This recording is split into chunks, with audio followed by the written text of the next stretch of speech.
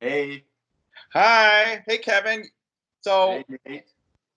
we are not in the same room. We're doing this show remotely today. We're Uh, not even in the same city or the same country. I know that's crazy. I'm in Los Angeles, California. Where are you? I'm in Winnipeg, Manitoba. Oh This my is my God. hometown. Thank you for tuning in to Nate and Kev Skype edition. Today, we wanted to talk about art. I actually have two friends who are amazing visual artists that I wanted to give a shout out to. The first one is my friend Christopher Lindes. His primary medium is digital, and Mm. he says that the reason that he likes to do it digitally is to allow a more stream of consciousness process. And so he has one of those pen tools with his iPad, and he does his art on his iPad. And he says that he starts with random gestures, and then he sees how his eyes interpret the results of those gestures, and then from there, he just allows his mind to wander until he feels finished. And then So all of that is digital? Amazing. when you see it, it's really cool. It's kind of abstract. That's fantastic. I didn't realize it was all digital. Then he says it's up to the viewer to interpret what they see. Right. He doesn't try to explain everything for the viewer. He leaves it up to interpretation. And so I highly encourage you to check out Chris's art. He actually comes from an architecture background, and so Mm. he's a very creative person, always has been. But for years, he didn't explore his more artistic side, and but in the last year or two, he's come back around and just really kind of blossomed from there. So I think that's really cool. And then the next artist I wanted to give a shout out to is my friend Matthew Cogswell, and Mm. he is an illustrator. He specializes in watercolor, mixed media, pen and ink for gallery commission and children's book illustration. His main works are kind of ink and paint illustrations of animals and people, but mostly animals, and they're almost photo realistic. Mm. They're quite impressive.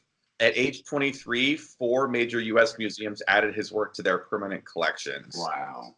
He's That's so talented, and he's an artist that's really working his ass off. I think the more people discover his work, the more successful he'll become. So check out those guys, Chris Lindes and Matthew Cogswell. And now we're going to throw it over to Kevin. you gave a shout out to two friends, and I'm going to give a shout out to two friends. Okay, cool. So the first is actually a former roommate of mine from San Francisco, and we've been friends ever since. And he is the nicest guy, and he's so talented. So his name is David Fink, and you can just go to his website, davidfink.com, and he does paints and doodles. And he started out, the cool thing is he started out, he does this collection. He'll find an object and he'll do a whole series on this type of object. So first it was old metal fans, like from the 50s and 60s. And some of them were like a little dilapidated or bent or whatever. And then he did all these different chairs. And I bought a chair of his, and it was huge. It was like, I want to say 3x5, maybe it wasn't that big, but it was just chairs. And then he moved on to this California style flat kind of adobe minimalist house, or even like a gas station out on the highway that was probably abandoned. So they're really, really cool. And he takes a picture of it, and then he paints from the pictures that he takes. Like you look at his paintings, and you really think you're looking at the picture. Then he moved on to landscapes, which are gorgeous. When I see his landscapes, I think of John Steinbeck. They're so amazing.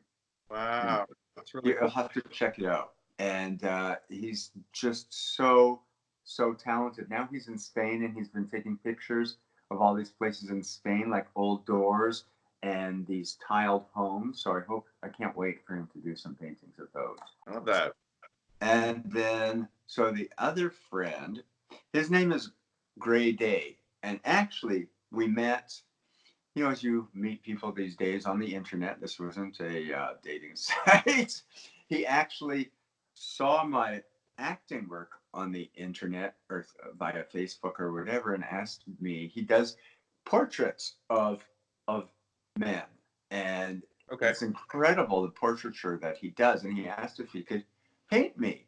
And the faces, the people that he picked, there's a story. They have a story to tell, but it's in their expression, it's in their face, and he sets them up. And some of them he did like these life paintings where he set the person up in a set, place that spoke of who they were and what they were all about. So some guy was mowing the lawn, someone else was on a dock on the lake, someone else was in their garage, so it was like kind of that mechanic feeling. Someone was out in a field, and he also works off of a picture too. This is something I didn't even know about, that so many artists now work off of pictures. They don't have people sit for them anymore.